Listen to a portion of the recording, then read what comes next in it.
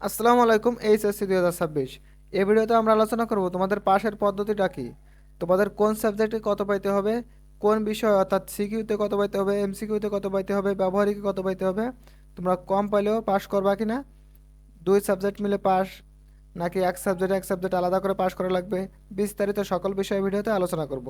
ভিডিওটা শুরু থেকে শেষ পর্যন্ত দেখলে এ বিষয়ে তোমাদের সকল সমস্যার সমাধান পেয়ে যাবে আশা করি।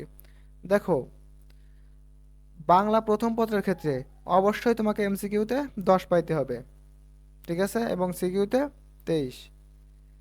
আশা করি বুঝাইতে পারছি। এখন আর দ্বিতীয় পত্রে সিকিউতে 33। এখন অনেকে বলতে পারো যে অন্যান্য সাবজেক্টে যেহেতু দুইটা করে পাস হচ্ছে, অর্থাৎ প্রথম পত্র দ্বিতীয় পত্র, তাহলে বাংলার ক্ষেত্রে কেন নয়? দেখো, বাংলার ক্ষেত্রে প্রথম পত্রে এমসিকিউ আছে কিন্তু দ্বিতীয় পত্রে নেই। এজন্য দ্বিতীয় পত্রকে সম্পূর্ণ একটা লিখিত পাঠ হিসেবে ধরা হয়, ঠিক আছে। এজন্য বাংলার ক্ষেত্রে প্রথম পত্র এবং দ্বিতীয় পত্র আলাদা পাস দেবে, কিন্তু অন্য সাবজেক্টকে দুইটা মিলে পাস। আর ইংরেজির ক্ষেত্রে দেখো, ইংরেজি প্রথম ও দ্বিতীয় পত্র মিলে তুমি যদি মাত্র 66 পাও, তুমি এক সাবজেক্টে 66 পেয়েছো, এক সাবজেক্টে 66 পেয়েছো আর এক সাবজেক্টে 00 পেয়েছো, তাও তুমি পাস, ঠিক আছে। এক সাবজেক্টে 66 পেয়েছো আর এক সাবজেক্টে 00, তাও তুমি পাস।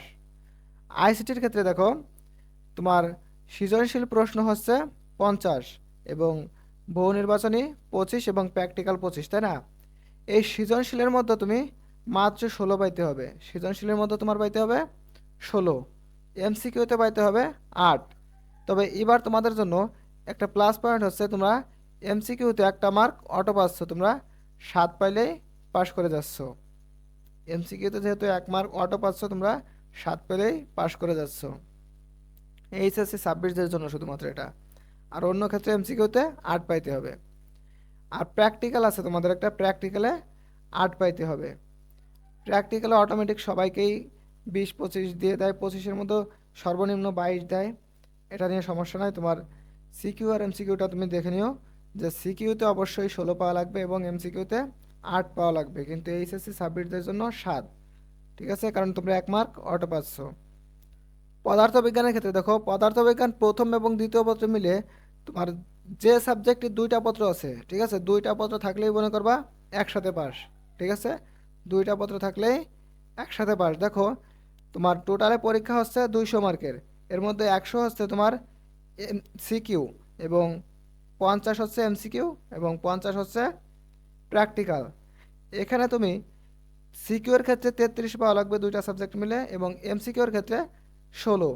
এখানে তুমি একটা সাবজেক্টে যদি 16 পাও আর বাকি সাবজেক্টে 0 পাও, তাহলে তুমি পাস।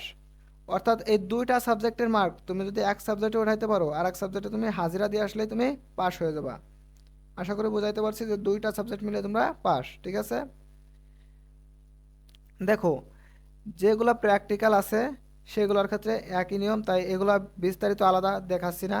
দেখো, রসায়ন, জীববিজ্ঞান, উচ্চতর গণিত, এই সবগুলোর ক্ষেত্রে একই নিয়ম, যে সিকিউতে দুই সাবজেক্ট মিলে তোমার 33 পাওয়া লাগবে, তাইতে এক সাবজেক্টে 33 পাইলেও দুই সাবজেক্টে পাস, আর দুই সাবজেক্টে 33 পাইলেও পাস। আর এমসিকিউতে 16। আর প্র্যাকটিক্যালের মার্ক তো অটোমেটিক দিয়েই দেয়, কিছু 8 পাইতে হবে তোমার, তার মধ্যে তোমাকে সর্বনিম্ন 20-22 দেবেই, 20-22 দেবেই, তাই এখানে প্র্যাকটিক্যাল নিয়ে তোমার কোনো টেনশন নাই। এখন দেখো, যেগুলোতে প্র্যাকটিক্যাল নাই সেগুলোতে কি, দেখো, ব্যবসায় সংগঠন ইত্যাদি যে কোনো সাবজেক্ট হোক, 100 মার্কের পরীক্ষা হইলেই তোমার এমসিকিউ পরীক্ষা হয় 30-এ এবং সিকিউ হয় 70-এ। এর মধ্যে দুইটা পত্র মিলে, এগুলো সবগুলোই দুইটা পত্র মিলে পাস।